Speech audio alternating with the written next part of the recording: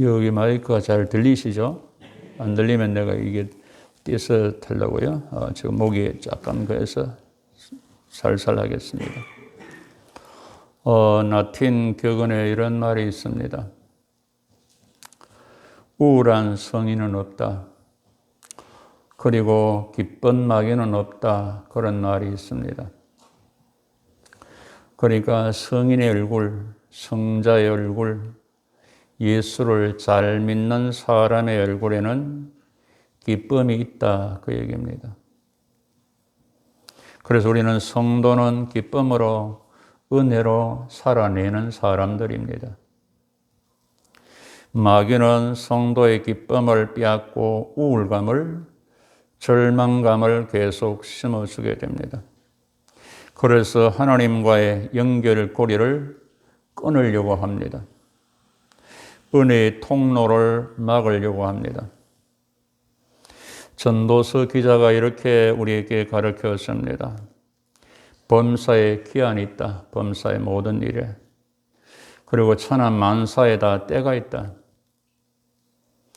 날 때가 있고 죽을 때가 있고 심을 때, 뽑을 때, 울 때, 웃을 때, 아플 때, 건강할 때가 있다. 그 다음에 말이 참 기가 막힌 말을 합니다. 하나님이 이 모든 것을 지으시되 때를 따라 아름답게 하셨다. 때를 따라 아름답게 하셨다. 날 때도 아름답고 죽을 때도 아름답다는 겁니다. 심을 때도 아름답고 뽑힐 때도 아름답고 울 때도 아름답고 웃을 때도 그 나름대로 아름답고 아플 때도 그 나름대로 또 건강할 때도 그 나름대로 아름답다라고 성경은 우리에게 가르쳤습니다. 그러면서 사람이 사는 동안에 기뻐하며 선을 행하는 것보다 더 나은 것이 없다. 예수 믿으면서 기뻐하면서 선을 행하며 살아가는 것이 최고다. 그 전도서 기자의 말씀입니다.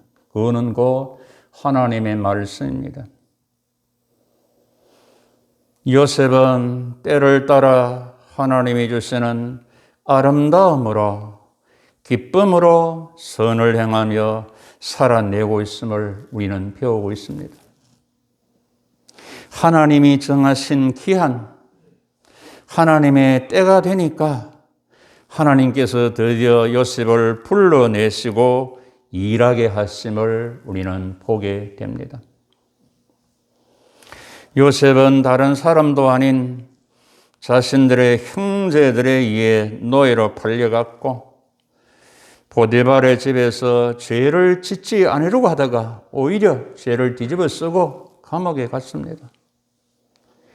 위기의 연속이었습니다. 그러나 요셉은 그 위기들에 굴복당하지 않고 위기에서 승리하고 내고 있음을 우리는 보게 됩니다. 요셉이 애국으로 팔려온 지 13년, 요셉이 옥에서 관원의 꿈을 해석하여 준 지가 2년이 지나게 되자 하나님께서 드디어 요셉을 통하여 하시고자 하는 일을 시작하게 되는 걸 보게 됩니다. 1절에 만 2년 후에 바로가 꿈을 꾸게 됩니다. 만 2년 후에 요셉이 옥에서 술 맡은 관원장의 꿈을 해석해 주고 난 후 2년, 그러니까 하나님의 계획하심이 시작될 때가 되었다. 인간 만사, 구원사, 세계사 모두가 하나님의 기한이 되어 하나님의 때를 따라 이루어가고 성취되는 것을 믿고 살아가는 것이 우리들의 신앙입니다. 요셉을 향한 하나님의 계획하심이 때가 되면 시작되고 있습니다. 애굽의 바로왕이 꿈을 꾸게 됩니다. 아름답고 살찐 7마리 암소가 나일 강가에서 꼴을 뜯어먹고 있는데 흉하고 파리한 7마리 암소가 살찐 7마리 암소를 잡아먹어버렸습니다. 또 꿈을 꾸는데 한 줄기에 충새라고 무성한 7이삭이 나오고 그 후에 가늘고 동풍에 마른 7이삭이 나오더니 무성하고 충실한 7이삭을 삼켜버렸습니다. 바로가 이러한 꿈을 꾸고서 마음이 번민하여 애굽의 유명한 술객들, 점술가들, 현인들, 박사들 다 불러 모아서 꿈의 해석을 하라고 했지만은 하지를 못했습니다. 그러니까 더 번민하고 근심하게 되었습니다. 당시 애굽 왕은 세계 최강입니다. 애굽의 점술가 현인들, 세계 최고 점술가 현인들, 박사들입니다. 당시 애굽은 정치, 군사, 경제, 의학, 과학 세계 최고 최강이었습니다. 그러나 하나님의 뜻, 하나님의 계획, 하늘신 꿈을 몰랐고 해석도 못했고 번민했습니다. 여러분, 세상에서 권세, 학식이 있다고 하늘의 뜻을 알고 해석하는 것이 아닙니다. 하나님께서 열어주셔야, 보여주셔야 알 수가 있고 믿을 수가 있는 겁니다. 에베소 1장 17절에 19절에 우리 주 예수의 하나님 영광의 아버지께서 지혜와 계시의 영을 주셔야 하나님을 알게 되고 마음의 눈을 밝혀주셔야 부르심의 소망, 기업의 영광, 하나님의 능력, 역사하심을 알게 된다고 말하고 있습니다. 그러니까 지혜와 계시의 영을 받아야 된다. 성령님을 받아야 된다. 그 얘기입니다. 지혜와 계시의 영, 마음의 눈 밝힘을 한마디로 성령님의 감동, 감화, 조명, 역사입니다. 그것은 성령님은 모든 것들을 통달하고 계시기 때문에 그렇습니다. 고린도서 2장 10절 성령은 모든 것과 하나님의 깊은 것까지도 통달하시니라. 우리가 세상의 영을 받지 아니하고 하늘부터 온 영을 받았으니 하나님께서 우리에게 은혜로 주신 것들을 알게 하려 함이라 라고 말합니다. 요한복음 14장에서는 성령께서 모든 것 가르치고 말한 것 생각나게 한다 그랬습니다. 이 성경을 하나님 말씀으로 믿고 깨닫는 것, 예수를 나의 구주로 믿는 것, 기도를 하나님의 뜻대로 하는 것, 미래에 대해서를 모든 영광스러운 것들, 성령의 역사하심인 조명하심이 필요하다 그 얘기입니다. 보십시오. 바로는 최고왕이라도 성령이 없으니 하나님을 모르고 하나님 뜻도 모르고 꿈도 모르니 번민하고 근심하죠. 그러나 성령을 받으면 모든 것 가르치시고 알게 하시고 생각해 주시고 두려움이 없고 평안한 것입니다. 요한일서 4장에서 사랑 안에는 두려움이 없다. 온전한 사랑이 두려움을 내쫓는다.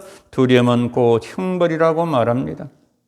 요셉은 어떤 인물입니까? 오늘 읽지 않았지만 38절을 보십시오. 바로가 그의 신하들에게 이르되 이와 같이 하나님의 영에 감동된 사람을 우리가 어찌 찾을 수 있으리요? 하나님의 영에 감동된 사람을 그렇게 바로가 요셉을 향해 인정하고 있습니다. 요셉은 성령의 사람이었습니다. 바로가 꿈을 꾸고 해석을 못하고 점술가 현인들 박사들도 해석을 못하니 번민하고 걱정을 쓸 때 술 맡은 관원장이 자기의 죄를 기억하면서 바로에게 이렇게 여쭙니다.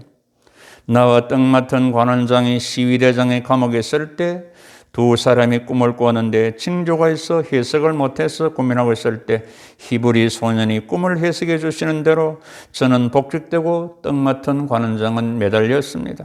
9절 말씀을 보시면 술 맡은 관원장이 바로에게 내가 오늘 내 죄를 기억합니다.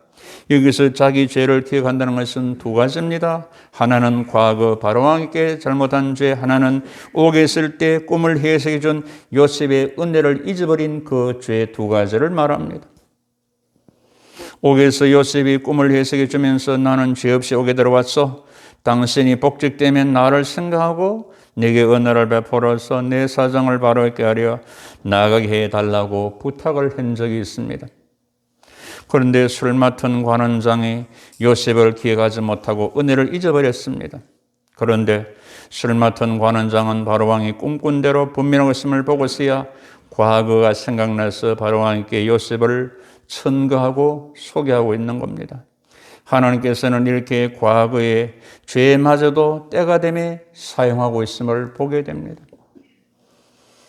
여러분, 우리들도 나의 죄를 회개하면서 잃어버렸던 과거 하나님의 은혜를 회복하는 은혜를 받기를 축복합니다. 여러분, 하나님의 은혜를 회복하지 못하는 이스라엘 백성을 향하여 예레미야 선지자를 통해서 저 공중에 학은 그 정한 시기를 알고 산비둘기와 제비와 두루미는 그들이 올 때를 지키거늘 네 백성은 여호와의 규례를 알지 못한다고 하나님께서 탄식했습니다. 철새들도 하나님이 정하신 자연법칙을 따르는데 그 시기를 알고 때를 아는데 하나님 백성은 하나님의 규례를 지금 알지 못하고 있구나. 이사야 선지자도 소는 그 임자를 알고 나귀는 그 주인의 구유를 알건만은 이스라엘 이 백성은 알지 못하고 나의 백성은 깨닫지 못하는구나. 그렇게 예레미야 선지자를 통하여서 이사야 선지자를 통해서 오늘 우리를 향해서 말씀하고 있습니다. 왜 인간이 속화되고 타락되는가? 죄를 진정으로 회개하지 않기 때문에, 하나님의 은혜를 잊어버리고 회복하지 않기 때문에, 말씀에 귀 기울이지 않고 그를 알지 못하기 때문에, 내게 주시는 말씀으로 안 받기 때문에 그렇다는 것입니다. 바로의 술 맡은 관원장처럼 과거 내와 말씀을 잊어버리고 배은망당한 사실을 기억하고 고백하고 내어놓는 심령과 신앙의 순전함이 오늘 우리에게도 필요하다는 말입니다. 바로 왕은 술 맡은 관원장으로부터 요셉을 소개받자 요셉을 부르라.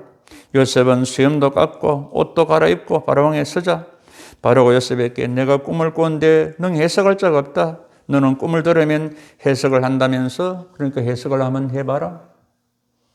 이때 요셉이 뭐라고 대답합니까? 꿈 해석은 내게 있는 게 아닙니다. 하나님께서 바로에게 편안한 대답을 하실 것입니다. 요셉다운 대답이죠. 자신은 철저히 숨기고 하나님의 영광을 드러내는 믿음의 요셉임을 보게 됩니다.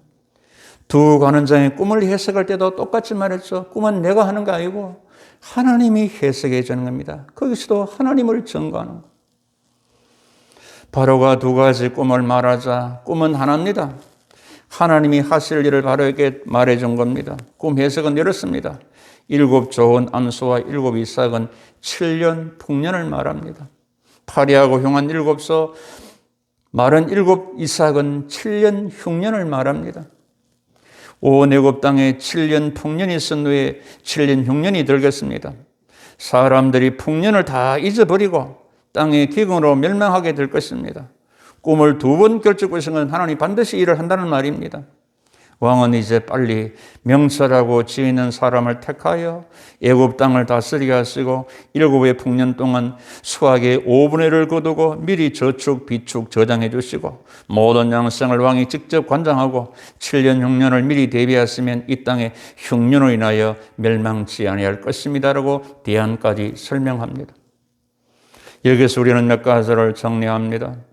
요셉처럼 철저히 자기를 낮추고 자기를 숨기고 하나님의 영광, 하나님이 존귀하신만을 드러내도록 해야 된다는 것입니다. 이와 같은 신앙의 요셉은 13년 동안의 인고의 세월 속에서 이걸 지켜나오고 있습니다. 형제들부터 버림받아도 구덩이에 빠져도 종으로 팔려와도 억울한 노명을 써도 옥에 들어가도 술 맡은 관원장의 은혜를 2년 동안 잊어버리도 여전히 하나님을 신뢰했고 하나님의 이름에 영광을 돌리고 있습니다. 그리고 우리는 내일 일을 알지 못하는 겁니다. 1분 후에, 1시간 후에, 일주일 후에 내가 어떻게 될지 모르고 살아갑니다. 그러나 하나님은 다 아시고 계신다는 것입니다. 사람이 마음으로 자기 길을 계획할지라도 그 걸음을 인도하신 자는 여호와시라. 인생의 길이 자에게 있지 아니하니 걸음을 지도함이 걷는 자에게 있지 않다. 이것을 믿는 요셉은 바로에게 하나님께서 당신에게 하실 것입니다라고 자기 신앙 고백을 합니다. 꿈을 해석해 주면서 미래의 장래까지 현재의 방법론까지 대안까지 말해줍니다. 지혜롭고 명철한 지도자를 세우십시오.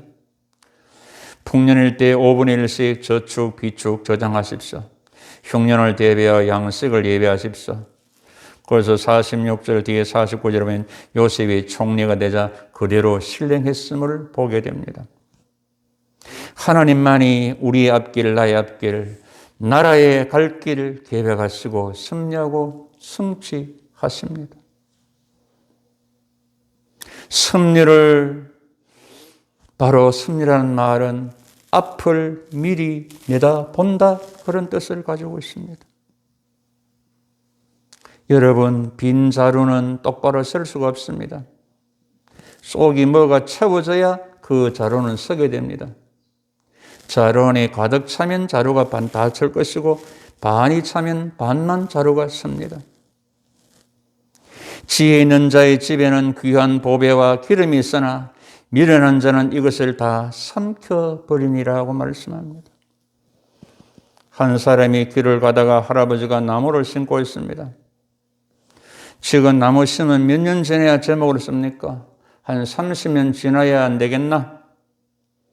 연세가 얼만데 지금 그걸 심습니까? 야, 이놈아, 지금 이 나무도 우리 할배가 30년에 심어서 내가 지금 거두고 있는 것이야 라고 말했습니다. 멀리 장래를 보고 나무를 심는다는 그런 말이죠. 그렇습니다.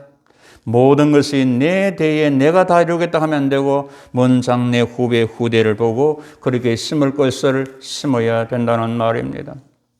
본문의 양식을 저축이 나옵니다. 우리가 영적으로 저축이 될 것이 많습니다. 몇 가지만 제시합니다. 기도의 저축입니다. 성경은 기도의 눈물을 병에 담아두신다. 눈물로 쇠를 뿌리는 자 기쁨의 단을 거둔다. 지금 기도로 심은 거 후대가 거두게 될 것입니다. 지금 안 심으면 나중에 거둘 것이 없을 것입니다. 그래서 반드시 기도의 저축이, 저금이 필요합니다. 말씀의 저축이 필요합니다. 말씀을 먹고 신비에 새기고 묵상하고 무장해야 됩니다. 성력, 들으면 연대, 심력, 영력이 약한 것은 말씀 무장과 순종이 없기 때문에 말씀의 권능이 없는 겁니다. 말씀의 저축이 있어야 날마다 그걸 사용하게 되고 위기 때 사용하기도, 영적인 전쟁 때 사용하고 일생의 삶에도 그게 사용됩니다. 예수님도 마귀의 시험을 볼 때 신비에 기록된 말씀으로 이겼지 않습니까? 우리는 말씀에 많은 저축이, 묵상이 필요합니다. 맛있는 것만 밥만 잘 먹으려고 하지 마시고 말씀의 저축을 여러분의 신비에 새기십시오. 저축하십시오. 그리고 물질의 저축도 필요합니다. 우리는 하나님을 창조주로 믿습니다. 모든 것 하나님의 것이다, 그 말이죠. 내 몸뚱아리, 내 모든 것, 자식, 교회 모두가 하나님의 것입니다. 하나님을 심판주로 믿습니다. 뭡니까? 행한 대로 갚아주신다? 그렇습니다. 심판한 말은 두 가지입니다. 상도 받고 벌도 받는다는 그 말입니다. 그래서 보물을 하늘에 쌓아두라. 거기에 도둑질을 당하지 않는다. 보물이 있는 곳에 마음이 있다. 건면하고 청변하게 살고 하나님께 드릴 것을 드리고 사람에게 나누고 구제하라. 그 선행을 하나님이 갚아주시라고 말씀합니다. 내 혼자 잘 먹고 잘 사는 거 좀 말이 가지만 똥대부는 그 끝납니다. 그리고 선행의 저축입니다. 선을 향하고 선한 사업을 많이 하고 나눠줘라. 장래에 자기를 위하여 좋은 터를 쌓아 참된 생명을 취하는 것이다. 재물이 썩지 않도록, 옷이 젖먹지 않도록, 은금이 녹슬지 않도록 하려고 야고보 기자는 말합니다. 그저께 신문에 월남한 이사 130억 포항 한동대에 기증했습니다. 내 죽고 나서 얘기해라. 살을 때 얘기하지 말라 그랬습니다. 자식들도 다 동의했습니다. 심은 대로 거두게 되는데 육체를 위하여 심은 자는 육체로부터 썩어질 것을 거두게 되고 성령을 위하여 심는 자는 성령으로부터 영생을 거두리라. 선을 향하되 낙심하지 말더니 때가 이르매 거두리라 라고 말씀합니다. 또 하나 말씀드리고 싶은 게 있습니다. 성공하는 사람들의 일과지 습관으로 유명한 스티븐 코비가 말한 감정은행 계좌라는 말이 있습니다. 감정은행 계좌. 인간관계에서 서로에게 구축되는 신뢰의 정도를 원효적으로 표현한 말입니다. 내가 다른 사람을 당할 때 친절하게 예의 있게 정직하고 약속을 예를 잘 지키고 그러면 상대방 감정에 내가 저축을 많이 하게 되는 겁니다. 반대로 다른 사람을 대할 때 불친절하고 무례하고 독단적이고 거만하고 무시하게 되면 그의 감정은행의 계좌는 바닥이 나거나 아예 마이너스가 되어서 신용불량자가 되고 관계가 깨어지게 됩니다. 여러분들의 천국은행 계좌, 기도은행 계좌, 말씀은행 계좌, 선행은행 계좌, 감정은행 계좌의 잔고를 한번 확인해 보시기를 바랍니다. 저축이 많이 되어 있으면 마음이 든든하고 삶이 풍성하고 미래가 영원히 밝을 것입니다. 필요할 때, 기묘할 때, 마지막 때 값지게 그것이 쓰이게 될 것입니다. 흉년이 와도 고난이 환난이 와도 끝든히 이기게 되고 후손들에게도 복이 될 것입니다. 오늘 글에 보니까 자기가 죽고 난 뒤에 사람들로부터 인정은 존경은 못 받아도 욕은 먹지 않도록 살아야 되지 않겠느냐 그렇습니다. 내가 죽고 나서 인정 존경은 못 받아도 욕은 안 먹고 살아야 되지 않겠나 최선도 공간이 같습니다. 여러분들은 어떻게 생각하십니까? 우리는 똑같이 너 관계없이 죽음의 끝을 향하여 오늘도 살아가고 있습니다. 시간이 지나면 나의 진실과 성실함이 드러날 것입니다. 죽음이 뭐냐? 바로 삶입니다. 여러분들이 우리가 떠난 후에 후배, 후손, 후대로부터 하늘부터 정직한 평가를 받을 것인데 어떠한 평가를 받아야 되겠습니까? 어떤 평가를 받고 싶습니까? 어떤 평가를 받을 것 같습니까? 저축, 준비, 예비, 선호한 것만큼 받아야 될 것입니다. 우리의 미래는 하나님의 계획, 섭리, 인도, 성취에 있습니다. 하나님의 개입하심, 역사하심, 성취하심의 때가 있습니다.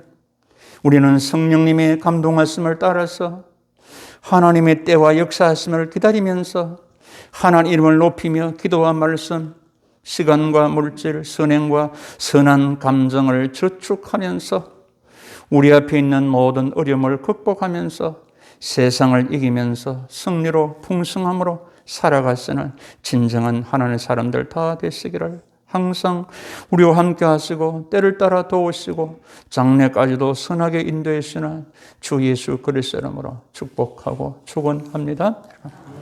기도합니다.